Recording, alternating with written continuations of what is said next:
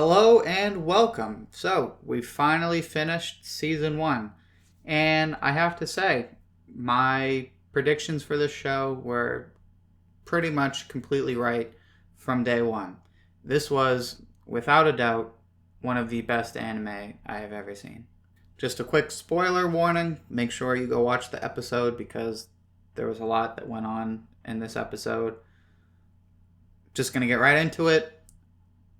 This whole scene with Muzan and his transformation was so bizarre, but it was rightfully bizarre because, one, they're demons. That's just what they do. They play all these tricks and they take all these shifts and shapes and all that. But what I thought was really interesting about this was we learned a little bit about Muzan's character because he's been a mystery. Like, just the fact that he, quote unquote, had a family, which I don't know how likely that is anymore with this whole shape shifting thing. Like, we basically don't even know what we don't know about him anymore. But one thing we did learn is that it's not necessarily like his physical being that scares people. It's just his aura and his ability that strikes fear, not into just people, but into the demons that follow him. And we see this with the fact that he was just able to kill all these lower Kazuki like they're trash. But then he spares the one for no good reason other than he felt like it, which begs the question of how logical of a person is he? Because again, we haven't seen a lot from him, but just from this scene, he seems like a very emotionally charged person. He just does things on the whim.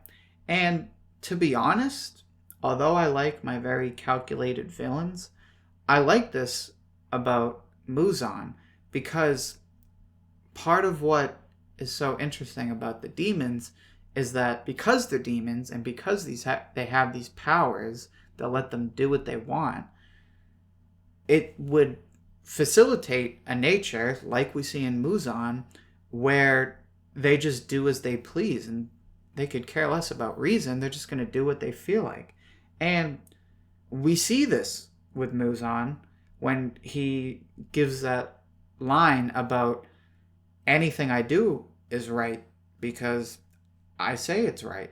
So we get the sense from Muzan that maybe it's that he's not calculated, but it could just be that he just doesn't care. And because he has this power, because he's basically, from what it seems like, has gone unchallenged, he can never be wrong. Which, if you're that powerful and you've never been stopped, honestly, I don't blame you for thinking that. And again, he's a demon, but it makes sense. So that whole scene was so good, and I think it was a great thing to include in the finale because, again, we got like a taste of Muzan, but there's still so much we don't know about him, which is why, or at least this is one of the reasons why I'm really looking forward to the future of Demon Slayer. One other thing I need to mention is the scene with Tanjiro and Kano. Now, this scene was a bit easy to predict because it's very cliche, boy meets girl, boy saves girl from whatever trouble, blah, blah, blah, blah, blah. And they were kind of setting this up, but I still like this scene. I didn't think it was done in poor taste. I don't think that it was too predictable, but at the same time, I was like, oh, okay, sure, I guess we're doing this with the love interest. Which, again, I don't mind it, but it didn't really hook me. It wasn't my favorite part of the episode. But, that being said, I still like it in the sense that I like what Tanjiro did with the sort of like, oh, that's what you do? Oh, well, I'm just going to flip the coin. And then what I did like, actually, was when I think it was heads that he needed, when he got heads and then he walks off and she's like, wait, how did you make it do that? And he's like, oh, I didn't. And the way she jumps, it almost seems like she's kind of waking up. Like her, as Tanjiro puts it, the voice in her heart is waking up. So I actually really like Kanao, and I think she's a really interesting character.